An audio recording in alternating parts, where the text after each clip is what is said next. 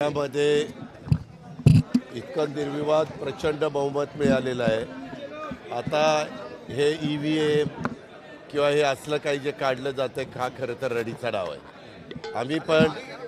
मी महाविकास आघाडीमध्ये काम केलेला एकेकाळचा कार्यकर्ता आहे। या निवडणुकीच्या EVMला दोष देण्यामध्ये काही अर्थ नाही।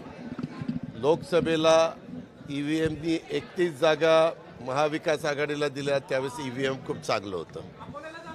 पण हो जाणार, निघालो 1:30 वाजता जाणार मी, मुख्यमंत्री दिलीपराव।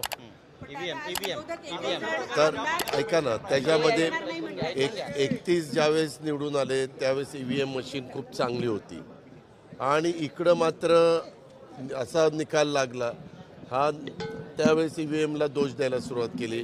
ठीक आहे, लोकशाहीमध्ये प्रत्येक आघाडीला, युतीला, पक्षाला, त्यांच्या नेत्यांना काय त्यांनी वक्तव्य करायचं तो त्यांचा अधिकार आहे। पण उद्याचाच दिवस शपथ घेण्याचा आहे, त्यांना उद्या संध्याकाळपर्यंत शपथ घ्यावीच लागेल, तर परवा दिवशी सभागृहामध्ये कामकाजात भाग घेता येईल।